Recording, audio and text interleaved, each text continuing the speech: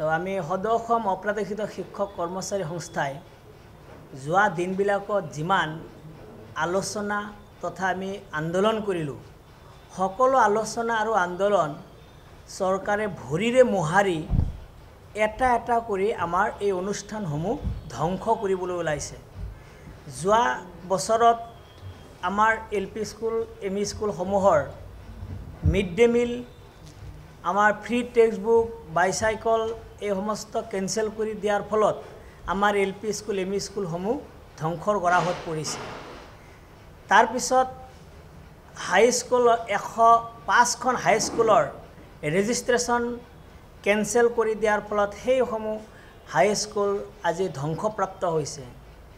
আৰু শেহতীয়াকৈ 67খন higher ছেকেণ্ডাৰীৰ Darpan admission পৰ্টেলৰ পৰা নাম কৰ্তন কৰাৰ ফলত এইসমূহ বিদ্যালয়তে নামভৰ্তি কৰিব পৰা নাই আৰু যাৰ ফলত এই বিদ্যালয়সমূহে সাংঘাতিক সমস্যাৰ সন্মুখীন হৈছে আৰু লাহে লাহে এই বিদ্যালয়সমূহ যে ধ্বংস হ'ব তাৰে উপক্ৰম হৈছে।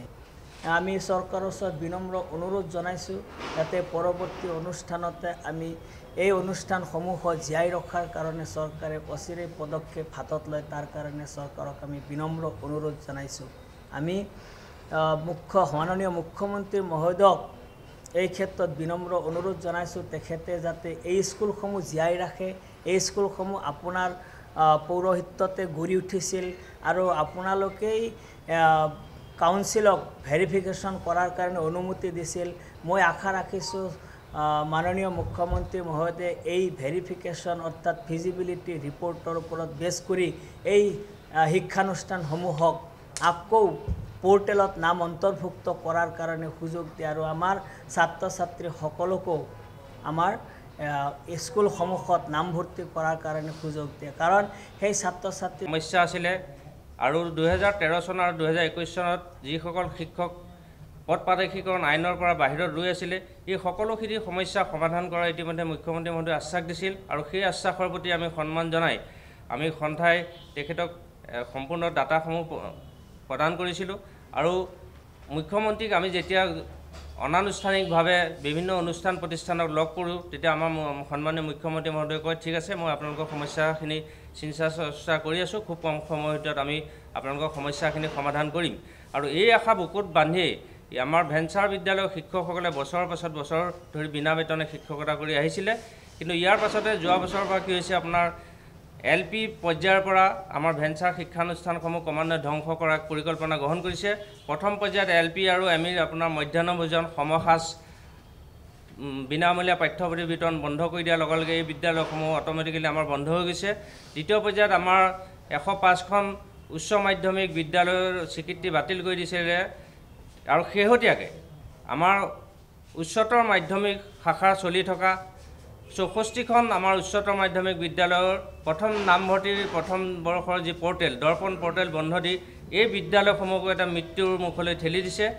এই কথাটোত আমি বহুবাৰ সন্মানীয় শিক্ষামন্ত্ৰী মহোদয় আমি শিক্ষা বিভাগৰ বিভিন্ন ধৰণৰ বিষয়াসকল সদৌ অসম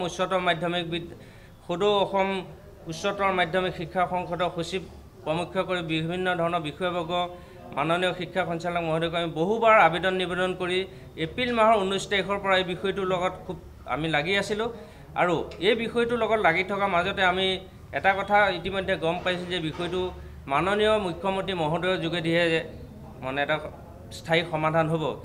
কিন্তু তাৰ উপৰিও আমি বহুবাৰ আমাৰ সন্মানীয় মন্ত্ৰী মহোদয়ক লগ কৰি যদিও আমি এতিয়ালৈকে একো সুফল পোৱা নাই। গতিকে আজি এই সংবাদমেলৰ জৰিয়তে আমি সন্মানীয় মুখ্যমন্ত্ৰী মহোদয়ক আমাৰ দৰ্পণ পৰ্টেল বন্ধ কৰি দিয়া যিসমূহ উচ্চতৰ মাধ্যমিক বিদ্যালয় আছে এই বিদ্যালয়সমূহ দৰ্পণ পৰ্টেলটো খুলি দি অনাগত দিনত পূৰ্বৰ দৰে আমি যি শিক্ষাদানৰ প্ৰক্ৰিয়া চলাই আছিলোঁ আৰু এই বিদ্যালয়সমূহ প্ৰধানকৈ আপোনাৰ গাঁৱলীয়া অঞ্চলতে অৱস্থিত আমি যিসমূহ বিদ্যালয়ত শিক্ষকতা কৰি আছোঁ। ইতিমধ্যে আপোনালোকসকলে গম পাইছে যে বিভিন্ন জিলাত দৰ্পণ পৰ্টেলৰ আপোনাৰ first merit list second merit list ওলাইছে কিন্তু প্ৰায়বিলাক বিদ্যালয়তে কি হৈছে বহু সংখ্যক ছাত্ৰ ছাত্ৰী এতিয়া আমাৰ ধুবুৰী হওক বা লখিমপুৰ হওক ধেমাজি বিশ্বনাথৰ কিছু সংখ্যক ছাত্ৰ ছাত্ৰী নামভৰ্তি প্ৰক্ৰিয়াৰ পৰা বাদ পৰি গৈছে। মানে প্ৰথম লিষ্ট ওলালে পাম ছেকেণ্ড লিষ্ট ওলাম পাম আৰু ইয়াৰ ফলস্বৰূপে কি হৈছে প্ৰাইভেট যিখিনি বিদ্যালয় আছে তাত তেওঁলোকে এটা উচ্চ মানৰ এটা নামভৰ্তি মাচুল দি তাত নামভৰ্তি প্ৰদান কৰিবলগীয়া হৈছে।